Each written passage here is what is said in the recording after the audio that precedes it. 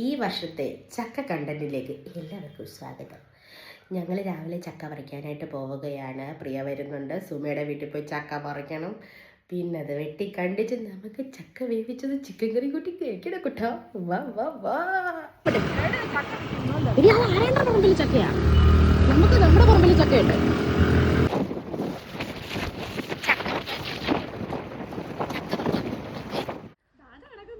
ഇതാണോ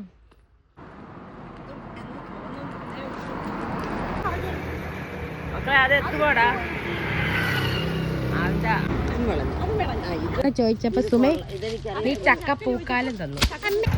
നമുക്ക് വേണ്ടി ചക്ക തന്ന് സഹായിച്ച സുമയ്ക്ക് സുമേ ഹായ്. അമ്മയ്ക്കും മരത്തിന്റെ മുകളിലും മതിലിന്റെ മുകളിലും കയറിയ പ്രിയയ്ക്കും വലിഞ്ഞു കയറി പ്രയത്നിച്ച പ്രിയയോടും സുമയോടും അമ്മയോടും ഒക്കെ ഉള്ളൊരു നന്ദി ഞാൻ ഈ വേളയിൽ ഈ വെയിലത്ത് നിന്ന് ഞാൻ അർപ്പിക്കുകയാണ്. അപ്പോൾ ഈ ചക്ക വേവിച്ച് നമുക്ക് നിങ്ങളൊന്ന് വേവിക്കുവോ? ഓക്കെ.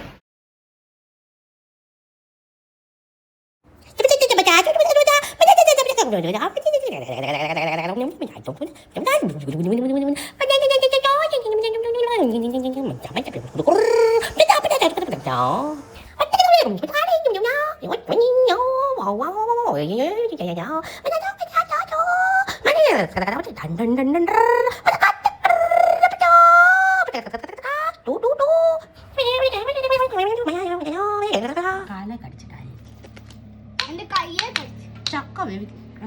ഒരു പണിയുണ്ടോ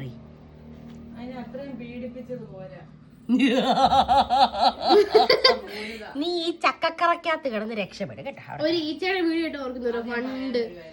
പണ്ട് എന്നെ കടിക്കാൻ വരുന്നവർക്കല്ല ഇതാ ശിക്ഷ.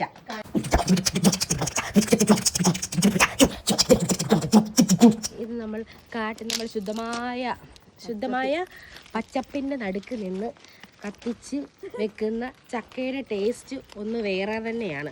ഒരുപാട് വർഷങ്ങൾക്ക് ശേഷം ഗായത്രി അടുപ്പിലേക്ക് കയറിയിരിക്കുകയാണ്.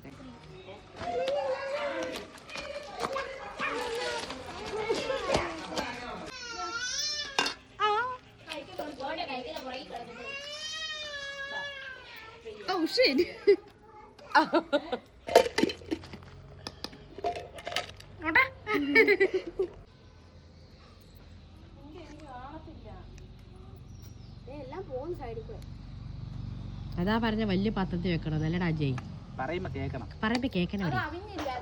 അവിയണം. അല്ലെങ്കിൽ മൂത്തോർ പറയും മുതുനെല്ലിക്ക. ചെറുക്കൻ അന്നേരേ പറഞ്ഞതാ ഇച്ചിരി കൂടെ വലിയ പാത്രത്തിൽ വെക്കാമെന്ന്. എന്താടി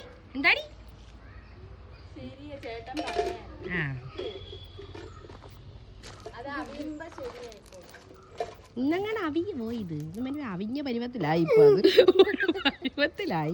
അങ്ങനെ കുറേ നേരത്തെ പണികൾക്ക് ശേഷം ചക്ക വേവിച്ചത് തേങ്ങാ ചമ്മന്തിയുമായി ഞങ്ങളൊരു പിടിപിടിക്കാൻ പോവുകയാണ്. വീട്ടിൽ നിന്ന് കൊണ്ടുവന്ന ചിക്കൻ കറി കൂടെ ഉള്ളത് കൊണ്ട് വളരെ കുശാലായിട്ട് കഴിക്കാൻ പറ്റി. കൂട്ടത്തിൽ ഒരല്പം ഉണക്കമീൻ്റെ ചമ്മന്തിയും മാങ്ങ അച്ചാറും കൂടെ ഉണ്ടായിരുന്നു. അങ്ങനെ കുറേ നാളത്തെ ആഗ്രഹമായിരുന്നു ചക്ക വേവിച്ചത് കഴിക്കണമെന്നുള്ളത്. അതങ്ങനെ സാധിച്ചു.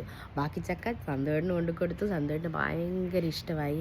അപ്പോൾ ഈ വർഷത്തെ ചക്ക വിഷയം ഇവിടെ തീരെയാണ്. പക്ഷേ അടുത്ത കണ്ടന്റുമായി നമ്മൾ വീണ്ടും നിങ്ങളുടെ മുന്നിലേക്ക് വരുന്നതാണ്. വീഡിയോസ് ഇഷ്ടപ്പെട്ടാൽ ലൈക്ക് ചെയ്യാനും സബ്സ്ക്രൈബ് ചെയ്യാനും ഫോളോ ചെയ്യാനും ഒക്കെ മറക്കല്ലേ. ഞാനതൊന്നും നിങ്ങളോട് എടുത്ത് പറയേണ്ട ആവശ്യമില്ല. നിങ്ങൾക്ക് ഇഷ്ടപ്പെടുകയാണെന്നുണ്ടെങ്കിൽ നിങ്ങളിതൊക്കെ ചെയ്യുമെന്ന് നമുക്കറിയാം. അപ്പോൾ ഇനി അടുത്ത വീഡിയോയിൽ കാണുന്നവരെ ടാറ്റാ ബൈ.